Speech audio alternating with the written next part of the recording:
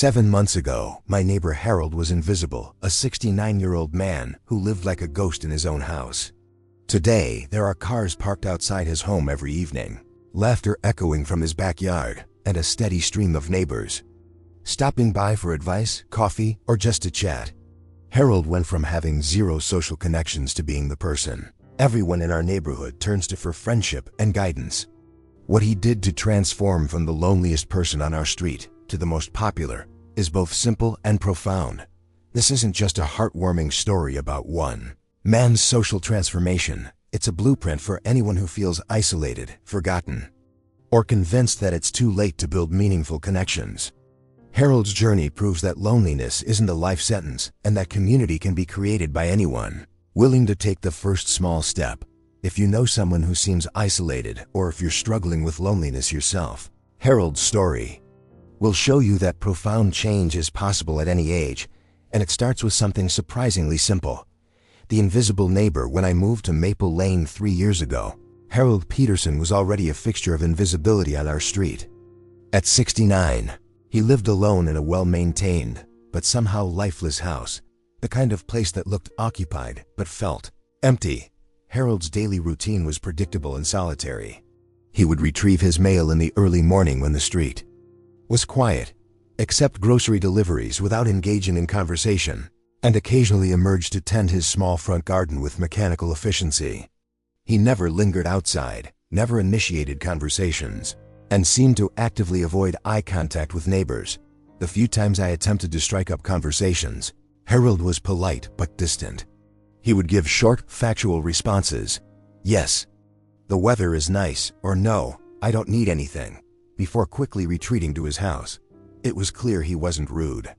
He just seemed to have given up on the idea that anyone would want to know him. What struck me most about Harold was how he had perfected the art of being present but invisible.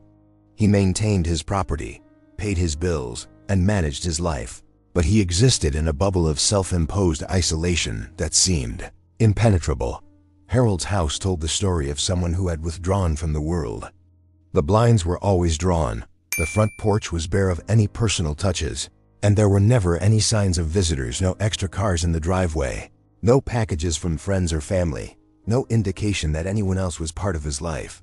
Holiday seasons. Harold's house remained undecorated while the rest of the neighborhood twinkled with lights and celebration. It wasn't that he was opposed to holidays. He just seemed to have no reason to participate in anything that might draw attention or require interaction with others. The catalyst moment. The transformation began with what seemed like an insignificant interaction on a Tuesday morning in early spring.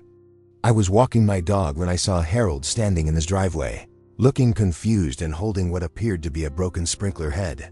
For the first time in 3 years, Harold looked genuinely frustrated rather than just resigned. He was examining the broken piece, looking at his garden hose, and clearly trying to figure out how to fix something that had gone wrong with his watering system.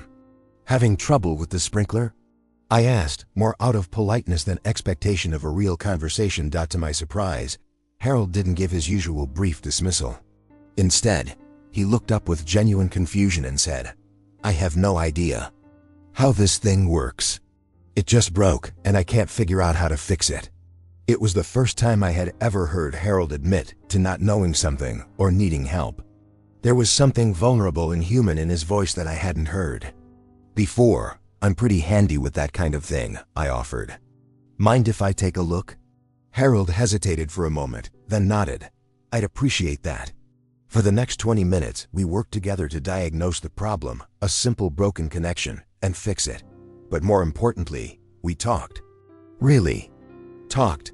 Harold shared that he had been struggling with the sprinkler for days, feeling frustrated that such a simple task had become overwhelming. "I used to be good at fixing things," Harold said quietly.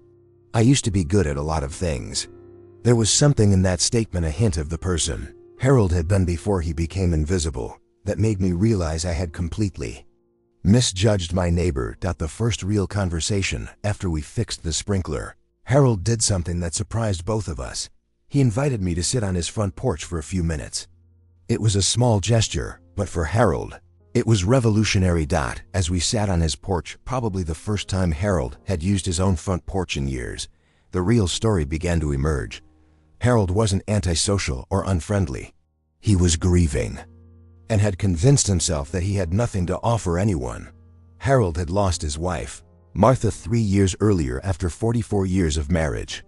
Martha had been the social one in their relationship, the person who maintained friendships, organized gatherings, and kept Harold connected to their community. When she died, Harold lost not just his spouse, but his entire social infrastructure. Martha was the one who knew how to talk to people, Harold explained. She made friends wherever we went. I was just the guy who came along. After she died, I realized I didn't know how to be social without her. Harold's children lived across the country and visited rarely. His and Martha's friends had gradually stopped calling after the first year of condolences and check-ins. Harold found himself completely alone for the first time in his adult life, with no idea how to build connections on his own. I convinced myself that people were just being polite when Martha was alive, Harold said. I thought once she was gone, nobody would have any reason to want to spend time with me. For 3 years, Harold had been living with the belief that he was fundamentally uninteresting and that his presence was more of an obligation than a pleasure for others. He had isolated himself not out of preference, but out of a deep conviction that he had nothing valuable to contribute to other people's lives. Decision to change our conversation on the porch lasted over an hour, and by the end, Harold had shared more about himself than I had learned in 3 years of being his neighbor. But more importantly, Harold seemed to remember something about himself that he had forgotten, that he was actually an interesting person with stories to tell and insights to share.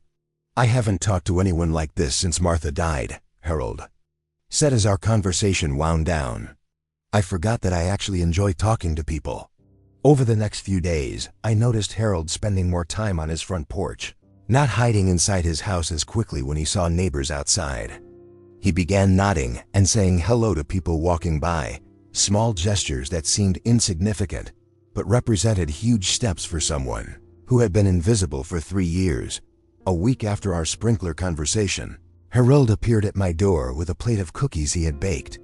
I used to enjoy baking, he said somewhat shyly.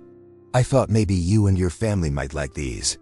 The cookies were delicious, but more importantly, they represented Harold's first proactive social gesture in years. He wasn't just responding to others.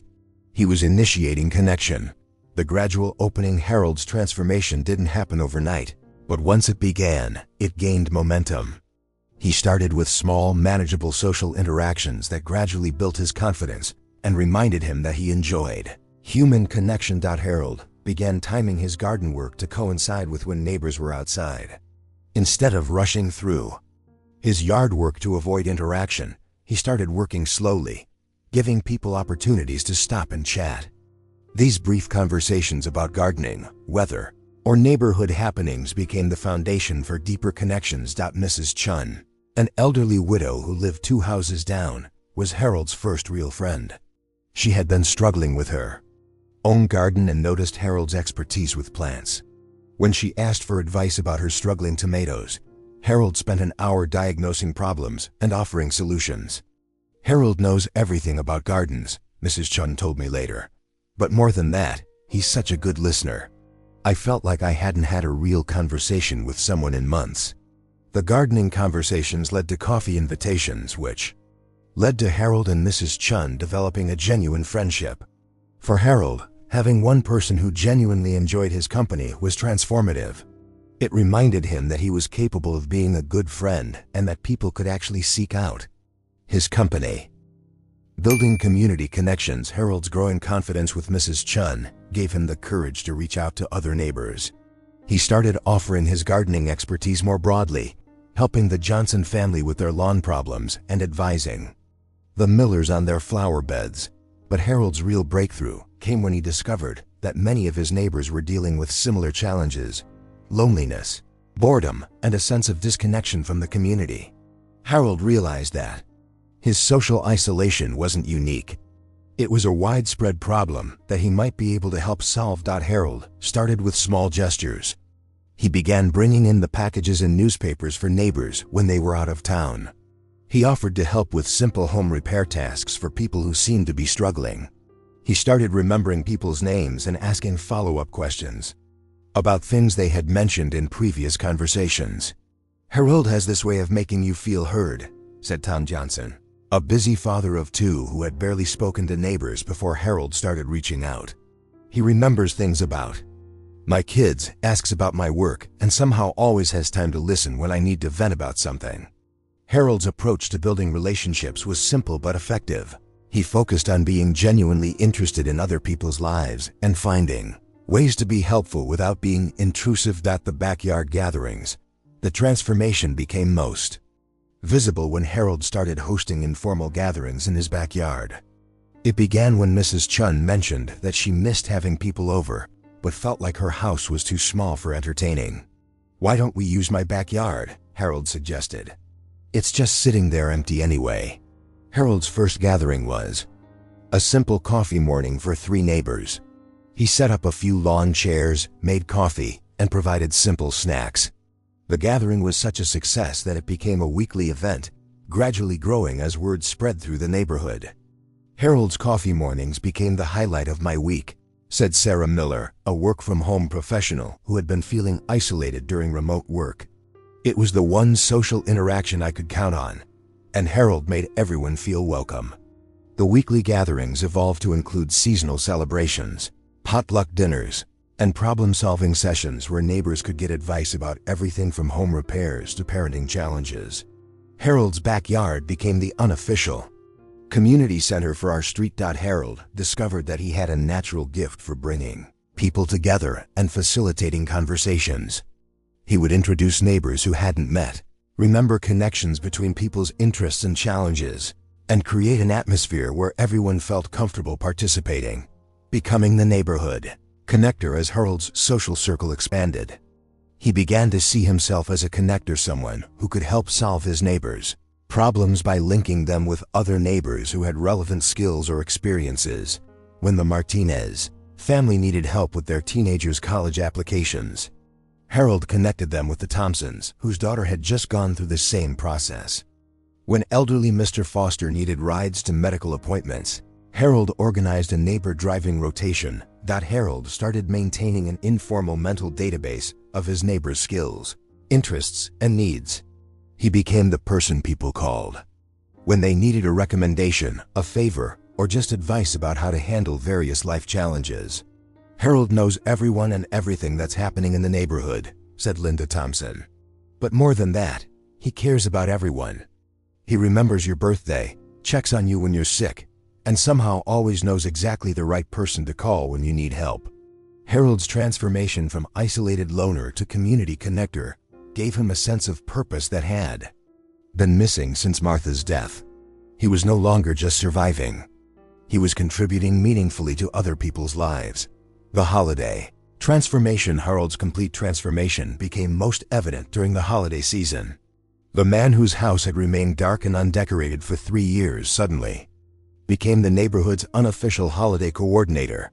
Harold organized a Halloween candy distribution system for trick-or-treaters, coordinated Thanksgiving potluck contributions, and spearheaded the neighborhood Christmas light display.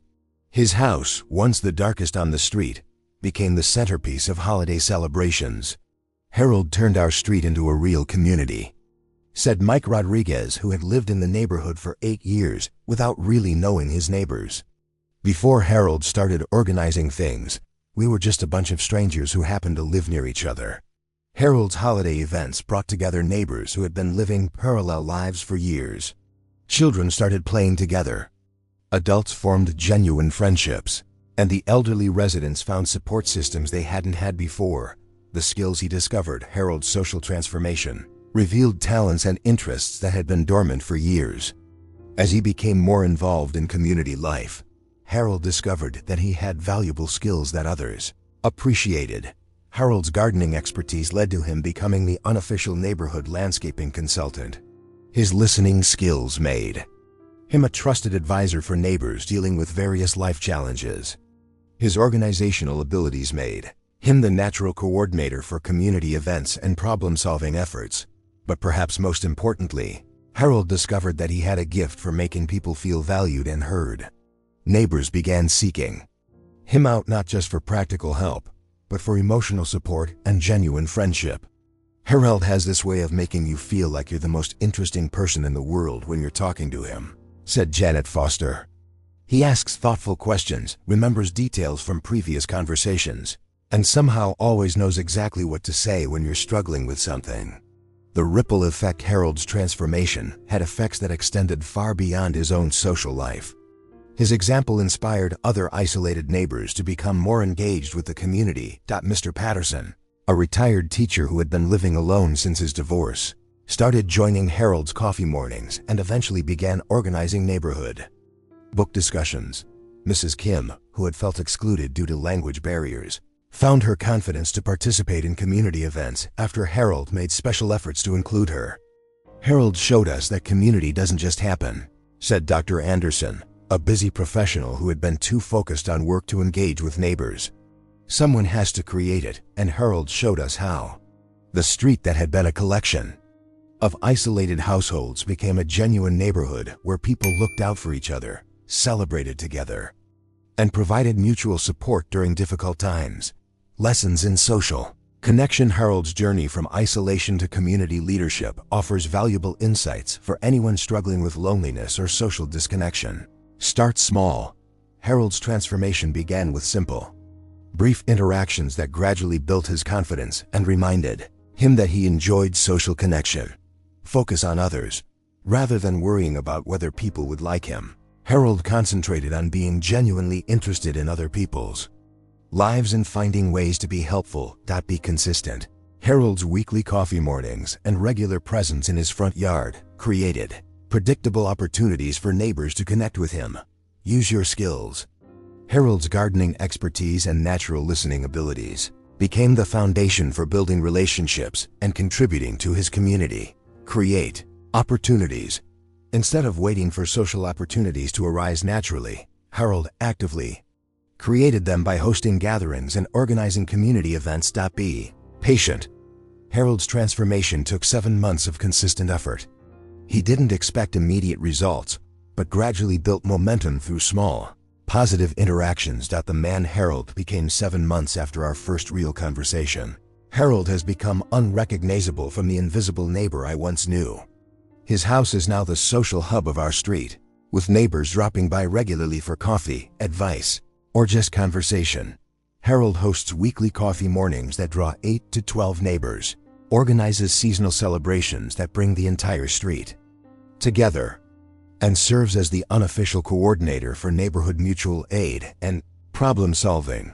But the most remarkable change in Harold isn't his busy social calendar, it's his renewed sense of purpose and vitality. Harold has discovered that he has valuable contributions to make to other people's lives, and that discovery has given him energy and enthusiasm that was completely absent during his years of isolation. I spent 3 years thinking I was just taking up space, Harold reflected recently. I convinced myself that nobody would miss me if I was gone. Now I realize that everyone has something valuable to offer. We just have to be brave enough to offer it. A message of hope. Harold's story offers hope to anyone who feels isolated, forgotten, or convinced that their best social years are behind them. His transformation shows that meaningful connections can be built at any age and that community can be created by anyone willing to take the first step. I thought my social life ended when Martha died, Harold said. I was wrong. It just took a different form. In some ways, the friendships I have now are deeper than anything I had before, because I had to learn how to create them myself. Harold's journey reminds us that loneliness is often a choice we make out of fear, assumption, or past hurt, rather than a permanent condition we have to accept. With courage, consistency, and genuine care for others, profound social transformation is possible at any stage of life. The invisible neighbor who once lived like a ghost in his own house has become the beating heart of our community. Harold's transformation didn't just change his life, it changed all of ours, proving that one person's decision to connect can create ripple effects that transform entire neighborhoods. If you know someone who seems isolated, or if you're struggling with loneliness yourself, remember Harold's story. Community isn't something that happens to us, it's something we create. One conversation, one gesture of kindness, one moment of genuine connection at a time. Thank you for joining me in Harold's inspiring journey from isolation to community leadership. If this story resonates with you or someone you know, please share it. Sometimes the most powerful transformations begin with the simplest first step. What's one small action you could take today to build stronger connections in your own community? Share your thoughts in the comments below, and remember, it's never too late to become the person who brings people together.